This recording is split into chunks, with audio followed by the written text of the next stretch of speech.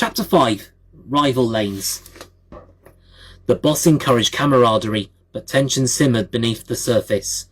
The rogues, Matty, Lizzie, BJ, Kieran, Richie and Tessa, constantly belittled Tim, throwing insults like washed up, has-been, rally boy and grandad whenever they could. It became routine, always aimed at undermining him. Holly often stepped in during these moments, fiercely protective, telling them to keep their mouths shut and leave Tim alone. The tension escalated further during mealtime in the main wing of HMP Croker. Long tables were laid out with food, snacks and drinks prepared by the minders. The RACER sat divided, the atmosphere already tight. As usual, the rogues started again. BJ leaned across the table at Tim. "You should be in a wheelchair after that meningitis bollocks. Proper has-been." Silence dropped over the table. Tim snapped. He stood abruptly, grabbing BJ by the jacket and slamming him hard onto the table. "You don't know what I've been through, you foul-mouthed git," he said sharply, fists clenched. The racers all froze. Dane moved in instantly, pulling Tim back before it escalated further, then using his size to pin BJ down. Instead, "Tim's an awesome driver," Dane said firmly. "He lost his career to illness, not cowardice. Watch your mouth." Dane released him and stepped back. BJ wiped his face, smirking. "Big soft git," he muttered. "Bet you cry at bedtime too." Dane didn't hesitate. He grabbed a steaming chicken and mushroom pot noodle from the table and launched it straight into BJ's face. Hot broth splattered everywhere. "How's that for a pot noodle, eh?"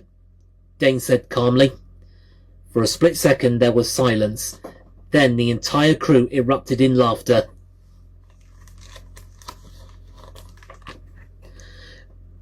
Barry slapped the table. "Dane, you've done him proper dirty there, bab." BJ screamed, furious, wiping noodles from his face. The rest of the rogues, Matty, Lizzie, Kieran, Richie and Tessa, jumped up instantly, backing him and shouting threats. "You're dead, you lot!" Chaos exploded across the wing. Food flew, drinks spilled, chairs scraped violently. The two groups collided into a full brawl, shoving, grappling and trading blows across the tables. Dane had already pulled out a small portable speaker from his kit and cranked up SL2s on a ragga-tip. The pounding 90s rave beat filled the wing, amplifying the chaos. Up on the landing, the minders watched through the railings.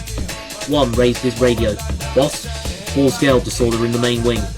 The racers, we've gone off." A pause, then the boss, his voice came through the prison comms system. Calm, immediate, absolute. "Enough! The lot of ya!" The command echoed through the wing. Everything froze mid-motion. Mid-grab, mid-shout, mid-swing. The music cut out instantly. Only heavy breathing remained. Then the second order followed. "Clean it up, now!" The racers slowly separated, bruised and covered in food, forced into silence as they began clearing the mess under supervision. Afterwards, the atmosphere shifted. Tim regrouped with Holly, Barry, Dane, Robert and Sajimon. No more shouting, just shared exhaustion and mutual respect. They had stood together when it mattered. Holly stayed close to Tim, calmer now, her presence steady rather than reactive. Their connection deepened quietly in the aftermath, not through chaos but through understanding. For Tim, it was the first time in HMP Croker where the noise around him didn't feel like isolation. It felt like belonging.